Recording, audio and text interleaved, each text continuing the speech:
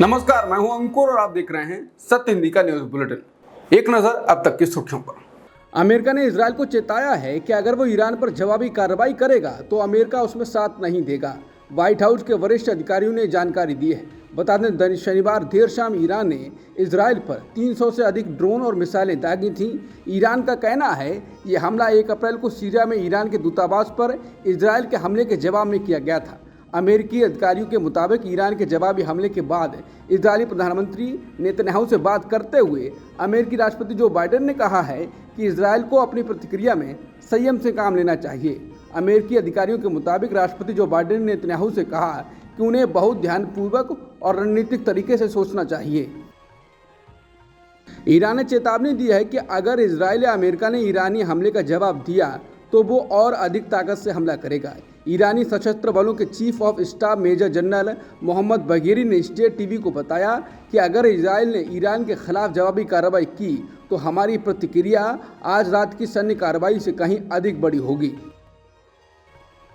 तुर्की, Jordan और Iraq के अधिकारियों ने रविवार को कहा कि ईरान ने इजरायल पर ड्रोन और मिसाइल हमले से कुछ दिन पहले नोटिस दिया था। ईरानी विदेश मंत्री हुसैन आमिर अब्दुल्लाहियान ने भी कहा है कि ईरान ने पड़ोसी देशों और इजरायल के सहयोगी अमेरिका को हमले शुरू करने के लिए 72 घंटे का नोटिस दिया था।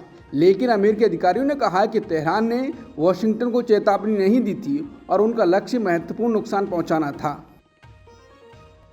एसोसिएटेड प्रेस न्यूज़ एजेंसी का कहना है कि इजरायल के खिलाफ ईरान का जवाबी हमला अमेरिकी अधिकारियों की अपेक्षा से अधिक सुपीरियर क्वालिटी का था।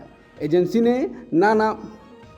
ने नाम ना छापने की शर्त पर अधिकारियों का हवाला देते हुए कहा कि हाई इंटरसेप्शन रेट के बावजूद ईरान का इरादा नष्ट करना और हताहत करना था और अगर सफल होता तो हमले पूरे मध्य पूर्व में बेकाबू एस्केलेशन का कारण बनते।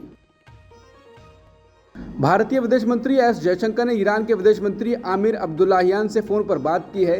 एस जयशंकर ने ये जानकारी सोशल मीडिया प्लेटफॉर्म एक्स पर दी है। एस जयशंकर ने बताया है कि इस बातचीत के दौरान उन्होंने ईरान के सामने मालवाहक जहाज MSC एरीज पर सवार चालक दल के 17 भारतीय लोगों को रिहा करने की मांग की है। जयशंकर ने इस फ़ोन कॉल के दौरान क्षेत्र के ताज़ा हालात, तनाव को और ना बढ़ाने के महत्व, सब्र से काम लेने और तनाव को कूटनीति के जरिए कम करने पर भी चर्चा की है।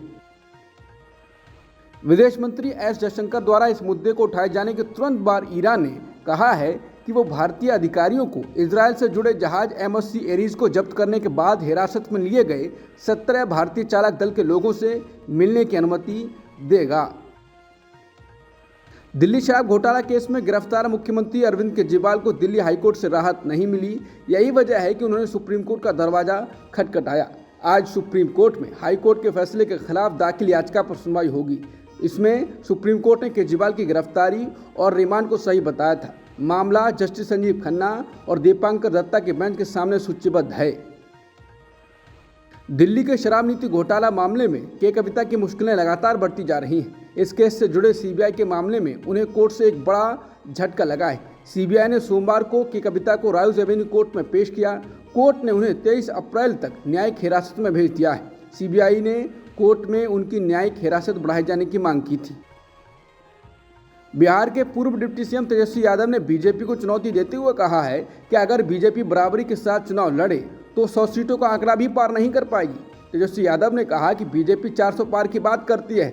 अगर बीजेपी राम मंदिर, मस्जिद, हिंदू मुस्लिम, गोदी मीडिया, CBI, ED, आयकर विभाग, चुनाव आयोग जैसी संवैधानिक संस्थाओं का दुरुपयोग, चुनाव में धनबल का इस्तेमाल और छल बल का इस्तेमाल ना करे तो बीजेपी 100 सीट भी नहीं जीत पाएगी।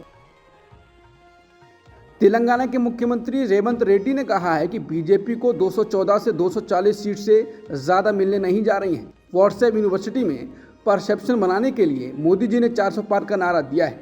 बीजेपी को 400 सीट लाना है तो पाकिस्तान में जीतना होगा, हिंदुस्तान में ये नहीं होगा। पंजाब में लोकसभा की 13 सीटें हैं। यहाँ आम आदमी पार्टी, कांग्रेस और बीजेपी, श्रोमणी अकाली दल मुख्य रूप से चुनावी मैदान में हैं।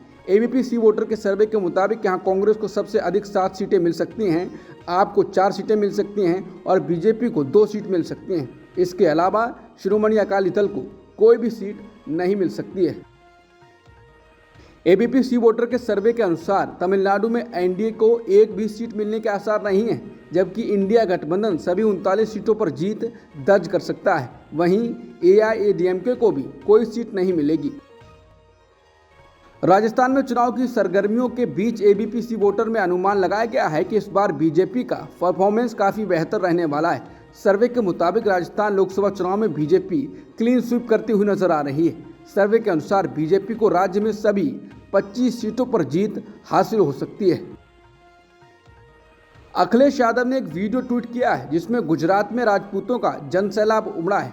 इस वीडियो को लेकर अखिलेश ने लिखा है कि भाजपा के विरोध में राजपूत समाज की नाराजगी का ये महाजन सैलाब बता रहा है कि चाहे गुजरात हो, राजस्थान, हरियाणा या उत्तर प्रदेश, हर जगह क्षत्रिय, राजपूत, ठाकुर समाज अपने मान सम्मान के लिए उठ खड़ा हुआ है। भाजपा को ये अधिकार कभी नहीं है कि वो किसी समाज का अपमान करे। भाजपा याद रखे, जिन्होंने उन्हें सत्ता दी वही उन्हें सत्ता से बाहर करने की सौगंध उठाकर उन्हें बुरी तरह पराजित करेंगे।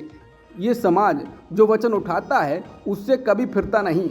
मतदाताओं को अपना राजनीतिक बंधुआ बनाने की भूल भाजपा के पतन का कारण बनेगी। लोकसभा चुनाव में मेरठ से बीजेपी के उम्मीदवार और धारावाहिक रामायण में भगवान राम का किरदार निभाने वाले कलाकार अरुण गोविल ने भी अब संविधान में बदलाव की बात की है। पत्रकारों से बात करते हुए अरुण गोविल ने कहा कि बदलाव करना प्रगति की निशानी होती है। अरुण गोविल ने कहा कि संविधान जब हमारे देश का बना था तब उसमें धीरे धीरे परिस्थितियों के हिसाब से बदलाव हुए हैं। बदलाव करना प्रगति की निशानी होती है, उसमें कोई खराब बात नहीं है। जब परिस्थितियां कुछ और थीं, अब कुछ और हैं। अरुण गोविल ने कहा कि संविधान किसी एक व्यक्ति की मर्जी से नहीं बदलता है, सर्वसम्मति होती है तो बदलता है। अगर ऐसा कुछ होगा तो किया जाएगा। पत्रकारों ने जब पूछा कि क्या 400 पार का नारा इसलिए दिया गया है क्योंकि सरकार का कुछ ऐसा बड़ा करने की इच्छा है, इसी के जवाब में अरुण ने कहा कि मुझे ये महसूस होता है क्योंकि मोदी जी ऐसी ही कोई बात नहीं करते हैं, उसके पीछे कोई ना कोई अर्थ ज़रूर होता है। लोकसभा चुनाव 2024 के लिए राजनीतिक दलों की ओर से प्रचार प्रसार तेज होता जा रहा है। इस लोकसभा चुनाव में भाजपा और कांग्रेस दोनों ही दल दक्षिण भारत पर खास ध्यान दे रहे हैं। इसी कड़ी में आज पीएम मोदी पहले केरल में जनसभा को संबोधित करेंगे तो करीब शाम 5 बजे तमिलनाडु में एक जनसभा को संबोधित करेंगे। वहीं राहुल गांधी भी सोमवार से केरल का दौरा कर रहे हैं। सोमवार की सुबह वो अपने संसदीय क्षेत्र वायनाड में जनसभा को संबोधित करेंगे। इसके बाद शाम में वो उत्तर कोझिकोड जिले में यूनाइटेड डेमोक्रेटिक फ्रंट या यूडीएफ की रैली को संबोधित करेंगे। राहुल गांधी इस सप्ताह केरल में कई दिन तक ठहर कर चुनाव प्रचार करेंगे। अब तक की सुर्खियों में इतना ही। बाकी खबरों के लिए बने रहिए सत्यहिंदी.com के साथ।